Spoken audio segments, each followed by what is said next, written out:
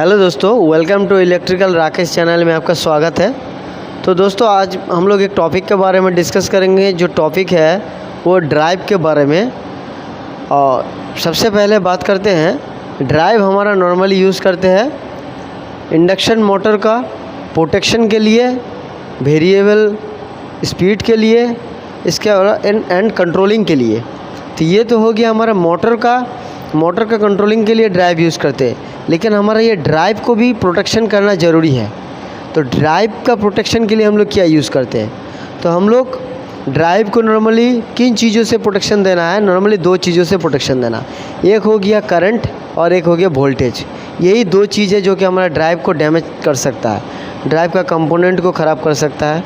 तो हम लोग ड्राइव को प्रोटेक्शन के लिए क्या यूज़ करते हैं, चलिए इसके बारे में बात करते हैं। यहाँ पे देख रहे हैं ये 6 ड्राइव है। 6 ड्राइव का देखिए, ये नीचे क्या है, एक ट्रांसफार्मर जैसा देखिए डिवाइस है।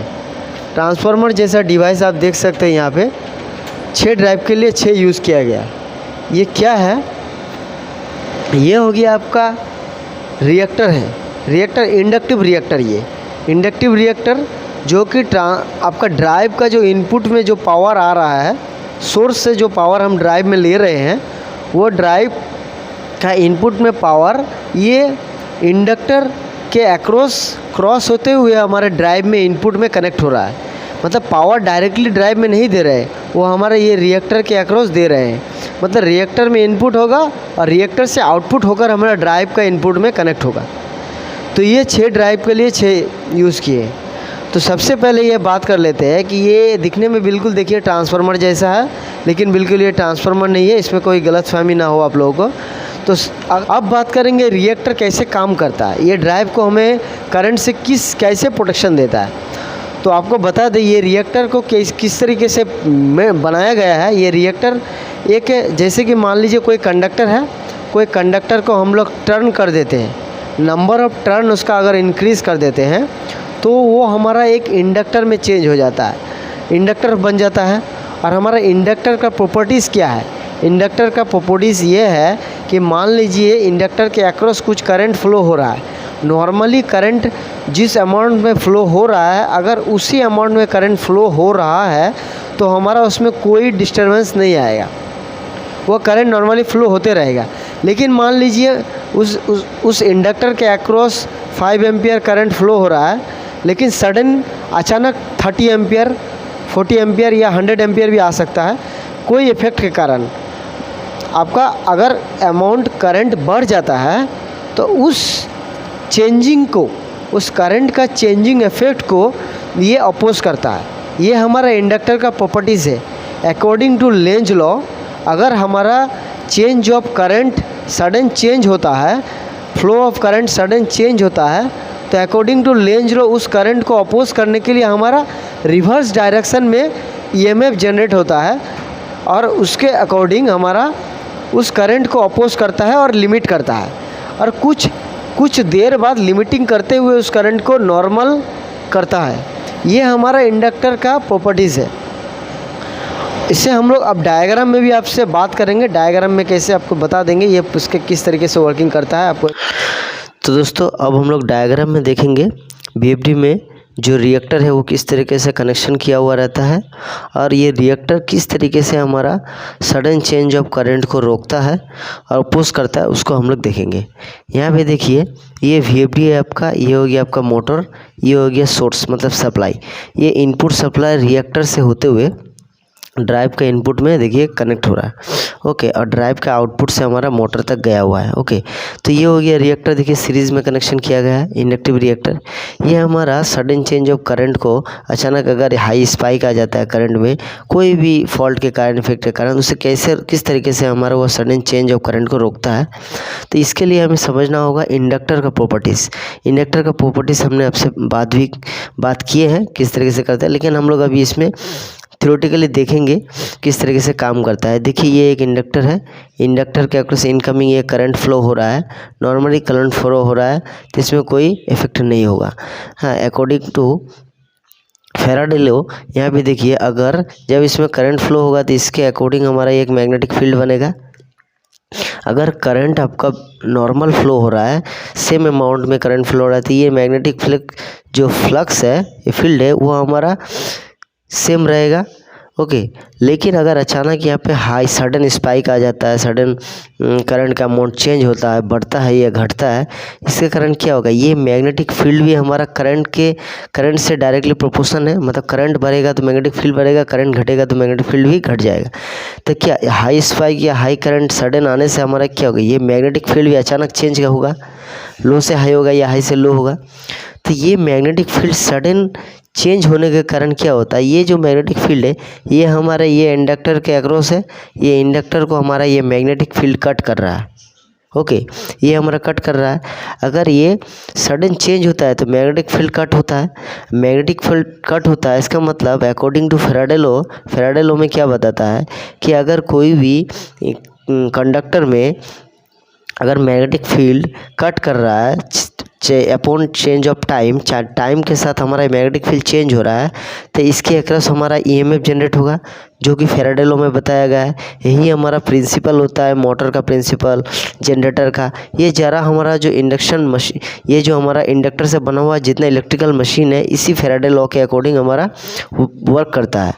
तो यही फार्मूला यहाँ पे भी है। तो फैराडे लॉ के अनुसार इसके अकॉर्डिंग हमारा एक ईएमएफ जनरेट होगा, और ईएमएफ जनरेट होगा किस तरफ होगा, ये ईएमएफ का डायरेक्शन इधर होगा या ये इधर होगा, ये बताता है हमें अकॉर्डिंग टू लेंज लॉ हमें ये बताता है कि अगर आपका जो कारण है, जिस कारण से आपके इंडक्टर में ये sudden change of current change हुआ है, उस कारण को हमेशा अपोज करेगा। ये हमारा लेंज लॉ बताता है, जिस कारण से आपका ये इफेक्ट हुआ उस कारण को अपोज करेगा।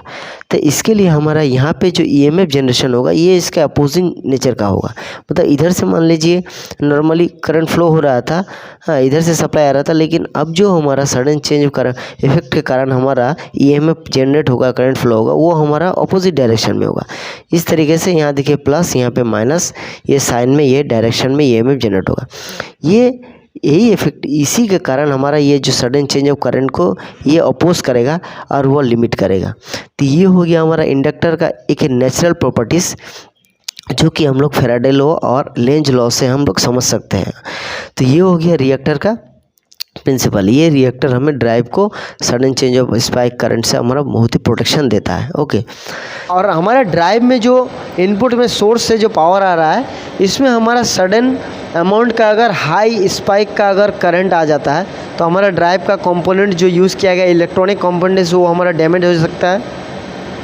उसका प्रोटेक्शन के लिए हम लोग ये रिएक्टर यूज़ करते हैं। सडन चेंज ऑफ करंट किस किस के कारण हो सकता है?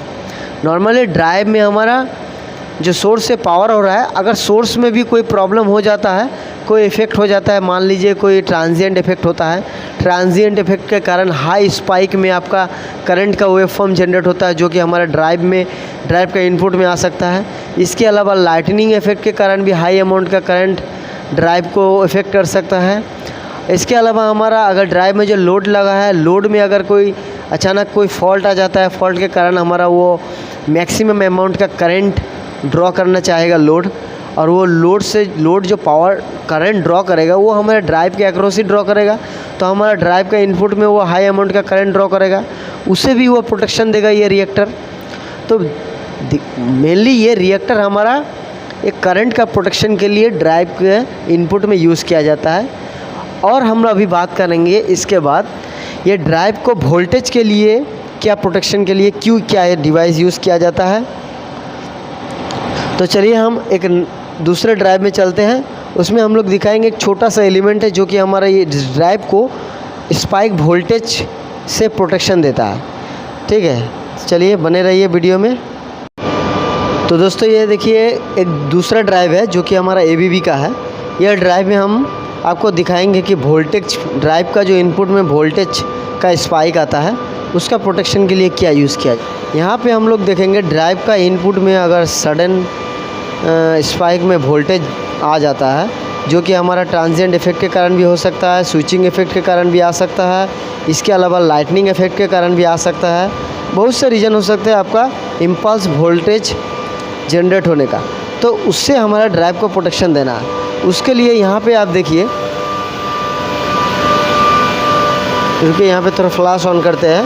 यहाँ पे ये देखिए एक छोटा सा, देखिए येलो कलर का छोटा सा एलिमेंट आपको दिखाई दे रहा है। देखिए ये जो हमारा है ड्राइव का इनपुट पावर है। ड्राइव का इनपुट पावर इस बस में लग रहा है। ओके, ड्राइव में जा रहा है ये पावर। ड्राइव में पावर जहाँ जो बस बार से जा रहा है वहाँ पे देखिए एक नट बोल्ट के सहारे एक छोटा सा एलिमेंट जो कि यूज़ किया गया है ये बस बार के साथ कनेक्ट करके, उसका 2 टर्मिनल रहता है वो डिवाइस का। उसको नाम आपको बता रहे हैं और उसको किस तरीके से वर्किंग करता है वो भी आपको हम बताएंगे। सबसे पहले वो देख लीजिए, वो जो डिवाइस है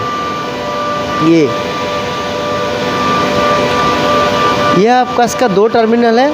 एक टर्मिनल आपका जो जिस कंडक्टर से या बस बार से आपका जो करंट फ्लो हो रहा है, फेज वोल्टेज आ रहा है, उस एक टर्मिनल उसमें कनेक्ट किया गया है। और दूसरा वाला आपका देखिए इसके बॉडी के साथ कनेक्ट किया गया है और बॉडी हमारा ऑलरेडी अर्थिंग में कनेक्टेड है।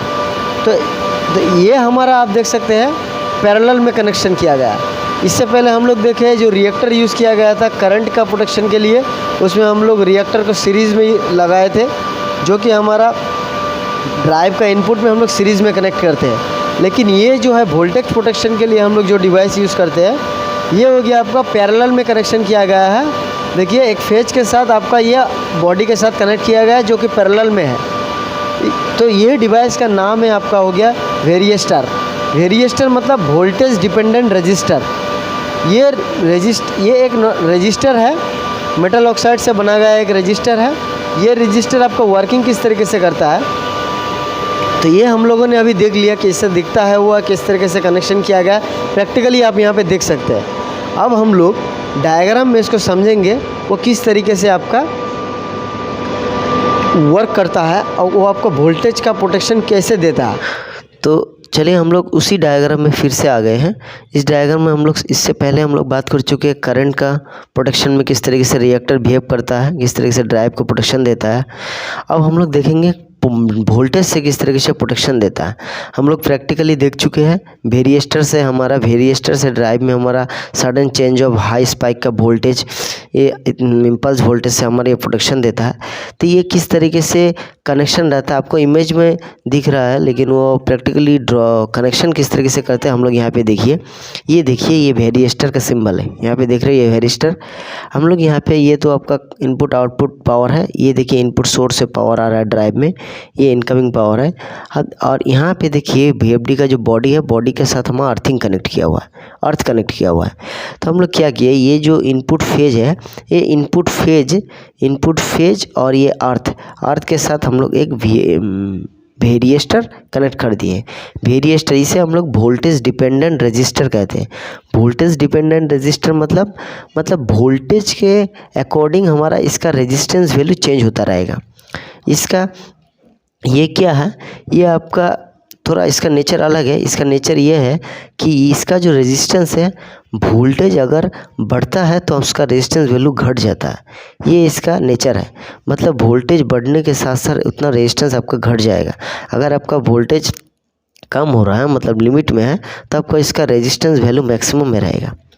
तो ये किस तरीके से वर्क करता है देखिए, हम इसके अर्थ के साथ लगा दिया है, ये बॉडी हो गया, बॉडी के साथ कनेक्ट है। ये हमारा फेज सप्लाई आ गया।